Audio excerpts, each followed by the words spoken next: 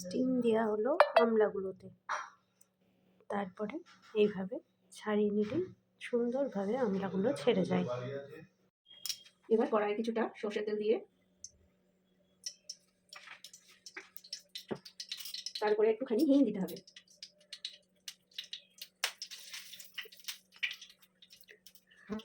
তারপরে সামান্য একটু হলুদ, একটু লবণ আর একটু লঙ্কার গুঁড়ো।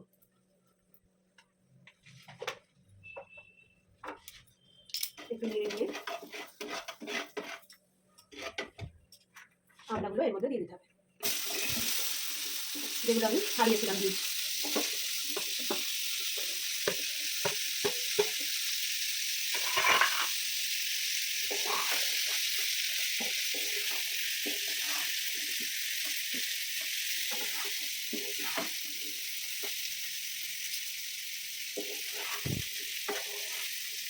একটু তেলে নাড়াচাড়া করে নিয়ে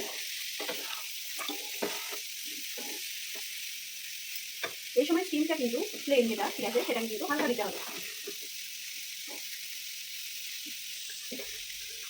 এরপরে আমি একটা ভাজা মশলা তৈরি করেছি। এই ভাজা মশলাটার মধ্যে কিছু জিরে, গোটা ধনিয়া, মেথি, কালো সর্ষে আর কয়েকটা গোলমরিচের দানা হালকা লো ফ্লেমে শুকনো খোলাতে একটু গরম করে নিয়ে মিক্সিতে পিষে নিয়েছি। এই মশলাটা এবার আমি এর মধ্যে দিচ্ছি। একটুখানি দেওয়ার পরে এটাকে আবার মিশিয়ে নেবো।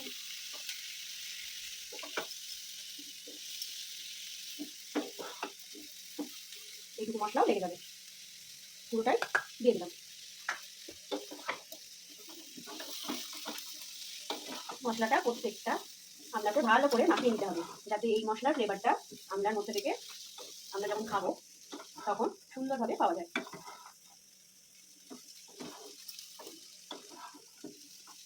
আমলার রেসিপি অনেকেই জানে না। বাঙালিদের মধ্যে বেশিরভাগই আমলা কেটে রোদে শুকিয়ে এইভাবে করে, কিন্তু সেটা করতে গিয়ে আমলা কাটা খুব অসুবিধা হয়ে যায়। তো ওটাকে যদি 15 মিনিট স্টিম দিয়ে ছাড়িয়ে নেন তো অটোমেটিক খুব ইজিলি ছেড়ে যাবে বীজগুলো।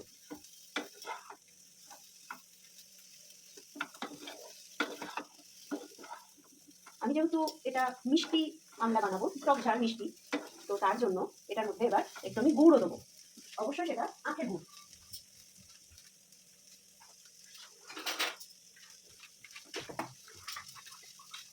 আখের গুড়গুলো দেখুন আমি একটু গুঁড়ো গুঁড়ো মতো করে নিয়েছি, খুব বেশি লাগবে না, যেহেতু টক মিষ্টি স্বাদে হবে এই জন্য অল্প কিছুটা গুড় আমি এর মধ্যে অ্যাড করে নিলাম।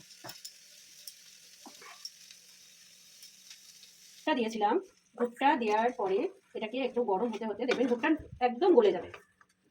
গলে গেলে 5-6 মিনিট এটাকে গুড়ের সাথে রান্না করতে হবে, ফুটবে গুড়টা। তখন চাইলে আপনারা একটু ফ্লেমটা বাড়িয়েও দিতে পারেন।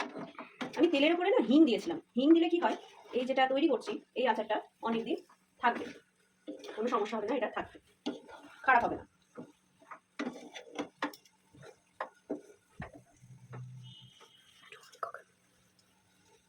গুড়টা ফুটতে লেগেছে।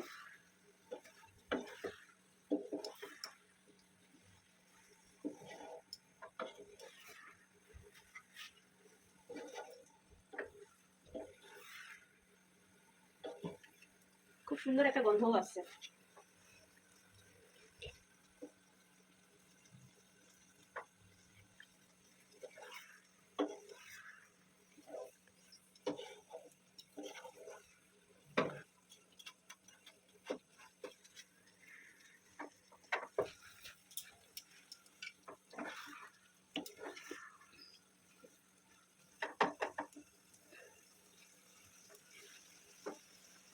এটাকে খুব বেশি ড্রাই কিন্তু আমরা করবো না, কারণ শুকনো হওয়ার পরে এমনিতেই এটা একটু ড্রাই হয়ে যাবে।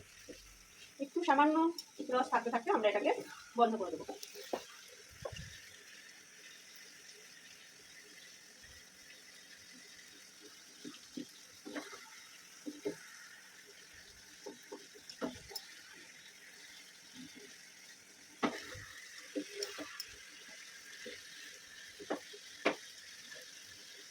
আমাদের টক ঝাল আমলা ক্যান্ডি তৈরি।